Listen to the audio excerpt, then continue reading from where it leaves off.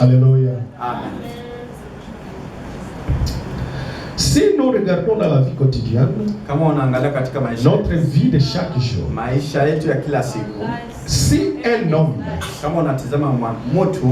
une femme, si ils veulent se marier, pour la première chose, il va faire la proposition. Alléluia. L'homme, les garçons, il va aller chercher la fille. Alléluia. Et puis il va proposer à la fille. Il dit, ma soeur, moi qui est ici, je vais te marier. Alléluia. Amen. Alors, il y aura la réponse. Il y a la réponse. Peut-être la sœur va dire non. Alléluia. Ou bien il va dire oui. Alléluia. Quand la sœur dit oui, c'est par là ils vont progresser avec leur engagement. Alléluia. Après l'engagement, il y a l'étape qui va suivre. L'étape qui va suivre, c'est les fiançailles. Alléluia. Et dans la fiançaille, il y a aussi des vœux. Alléluia. C'est là où on fait des vœux. La fille va faire les vœux avec son homme, son fiancé. Ou bien, la fille aussi, elle va faire les vœux à son fiancé. C'est vice versa. Alléluia. Alors, dans les vœux, c'est ce que tu vas respecter dans le mariage. Et pour faire cela, il faut être d'abord convaincu. Convaincu avec la personne. Cette personne, c'est la personne que je vais passer toute ma vie avec lui. On ne fait pas ça au hasard. Alléluia. On marie quelqu'un, c'est lui que tu aimes. Alléluia. C'est lui que tu aimes. Au fond de ton cœur. Il ne faut pas se marier parce que tu as besoin de se marier. Non, ça c'est faux. Il faut être convaincu avec la personne. Alléluia. Alors, quand vous faites des vœux, vous verrez, peut-être l'homme dira ça à ta femme, à sa fiancée. Moi, quand je vais te marier, je vais te garder. Je vais te respecter. Alléluia. Tu seras, je ferai ceci, beaucoup de choses. Alléluia. La femme aussi, la fille, à son tour, il va donner aussi des promesses à sa fiancée. Il dit non, moi je vais te respecter. Attaquez mon mari. Quand tu vas me marier, je serai une bonne femme. Je serai. Il y a beaucoup de paroles, de belles paroles. Ma sœur, si tu fais des vœux là, arrivé maintenant dans le mariage, si tu ne respectes pas ça, tu pêches. Parce que tu n'as pas respecté votre engagement. Il faut faire attention. Quand tu fais des vœux, et si tu ne respectes pas, mais quand tu as pris la femme, cette femme va changer même le nom. Alléluia. Il va prendre votre nom. Pourquoi? Parce que vous n'êtes pas deux personnes. Vous devez une seule personne. C'est la même chose avec l'église. Alléluia. Quand on a crié à Jésus-Christ, nous sommes devenus un. C'est pourquoi Jésus il a dit ici que moi et mon Père, nous sommes un. Et vous avec moi, nous sommes un. Pourquoi? Parce que Jésus c'est la parole. Quand tu as la parole de Dieu dans ton cœur, tu es devenu un avec lui. Alléluia. Tu es devenu un. C'est pourquoi nous portons le nom d'un chrétien. Il y a les autres qui disent que nous sommes les chrétiens. Si vous le demandez, pourquoi tu es chrétien? Comment tu es devenu chrétien? Tu es chrétien parce que tu portes les noms de votre époux. Comme les femmes aussi portent le nom de son mari, nous aussi nous portons le nom de notre époux qui est Jésus-Christ. C'est pourquoi nous sommes les chrétiens. Nous, avec Jésus-Christ, nous sommes une seule personne. Si tu as la parole de Dieu, c'est ça la connexion. Alléluia. Entre Église et Jésus-Christ, ce qui les connecte, c'est la parole de Dieu. Comme lui, il est la parole, nous sommes connectés avec lui à travers la parole. Amen. C'est pourquoi nous sommes tous un. Dans Jésus-Christ. Quand Dieu a créé Adam, Adam, il était seul. Alléluia. Mais dans Adam, il y avait Ève dans Adam. Alléluia. Quand Adam marchait, Ève était dans Adam. Et nous, quand nous marchons, nous sommes en Jésus-Christ. Et quand Jésus-Christ marchait là, l'église était en Jésus. Amen. C'est ça la parole de Dieu. Nous sommes connectés à notre époux à travers sa parole. Et quand l'état était arrivé, Dieu, il a fait endormir Adam. Alléluia. Et à travers Adam, Ève était sortie. Alléluia. À travers Jésus-Christ, l'église épouse était sortie. Est-ce que vous croyez cela? C'est pourquoi nous sommes l'agneau, nous sommes l'os de l'agneau. Nous allons participer à cette époque que nous sommes dans la fiançailles. Alléluia. Il a déjà fiancé à son église. Alléluia. C'est comme quelqu'un qui veut se marier. Alléluia. Comme notre frère Innocent, il est ici. Si il a sa fiancée en Afrique, il donne la promesse que moi je viendrai te marier. Alléluia.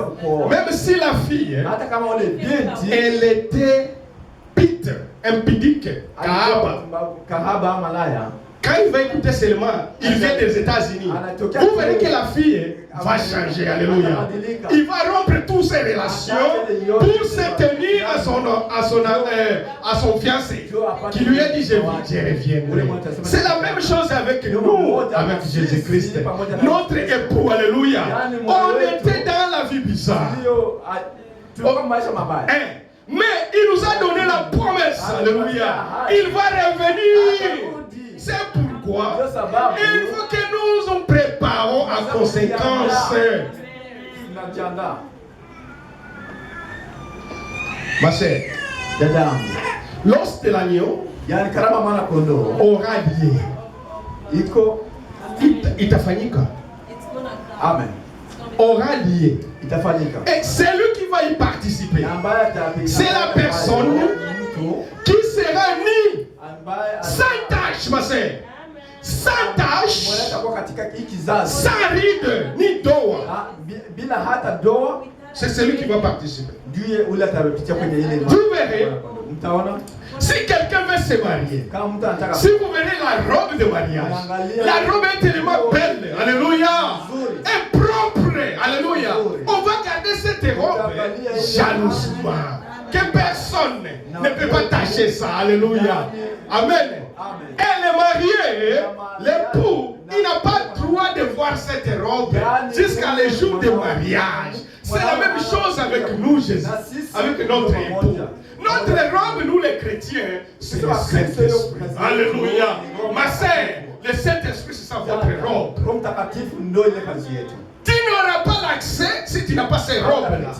Et ces robes-là, c'est le Saint-Esprit. Pour participer à cela, il faut avoir la robe.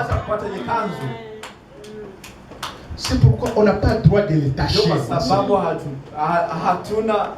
Si tu tâches ça, ma sœur, tu n'auras pas accès.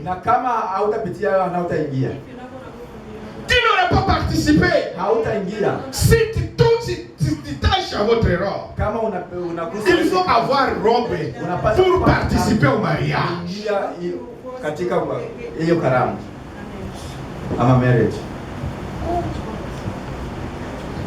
Ça sera lié. Nous sommes en train de se préparer pour participer à ça. Et ça sera lié, ça aura lieu. Alléluia. On va lire Apocalypse.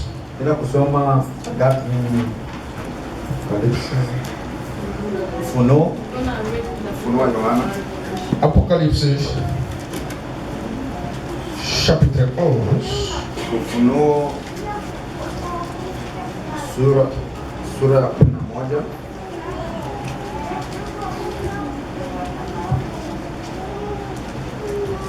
Verset 15.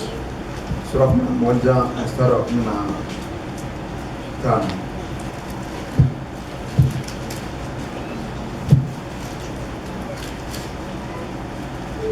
Qu'est-ce qu'il dit ici? Au verset 15. Le septième ange sonnait de la trompette, et il y a eu dans les cieux les fortes voix qui disent: le royaume du monde est pris et remis à notre Seigneur et à son Christ. Il régnera au siècle et des siècles. Amen. Malaika wa saba akapiga baragumu, pakawa na sauti kuu katika mbingu zikisema, ufalme wa dunia umekwisha kuwa ufalme wa Bwana wetu na wa Kristo wake, naye atamiliki hata milele na milele. Amen. Alléluia. Le septième ange, alléluia. Le septième ange. Malaika wa saba. Le septième ange. Malaika. Il y a le septième ange. Ici, c'est le septième ange qui a retenti la trompette. Alléluia. Dans la parole de Dieu, le septième, les chiffres 7. Les chiffres 7. Herufi saba. Qu'est-ce que signifie ça? Le septième chiffre, c'est la délivrance. C'est la délivrance. Vous verrez, quand les enfants d'Israël, ils ont entouré le mur de Jéricho. Ils ont chanté. Alléluia. Ils ont chanté. Ils ont tourné pour la première fois. Ils ont tourné pour la deuxième fois, la troisième fois, la quatrième fois, la cinquième fois, la sixième fois, septième fois. Le mur était coulé. C'était la délivrance. Et quand la septième trompette de Dieu sera retentue, le royaume de Jésus-Christ va régner. Alléluia. Et nous sommes dans l'âge de septième âge de l'Église. C'est le dernier âge. L'âge de la délivrance. C'est là où nous sommes. Et quand l'ange là a sonné la trompette, le royaume de Dieu, alléluia, le royaume de Dieu a régné. Et il y a des bruits qui s'étaient venus partout dans le monde. Alléluia. Qui sont ces gens-là? Ce sont les épouses. Ils vont venir. La Bible dit, ils vont venir partout dans le monde. Dans 4 coins de ce monde. Nous serons tous devant lui. Alléluia. La Bible continue à dire, les anges seront surpris. Ils vont se demander où sont venus ces gens. Alléluia. Ce sont les gens qui ont vaincu. Ce n'est pas n'importe quelle personne. Ce sont les gens qui ont vaincu le monde. Ce sont eux qui vont participer ce jour-là.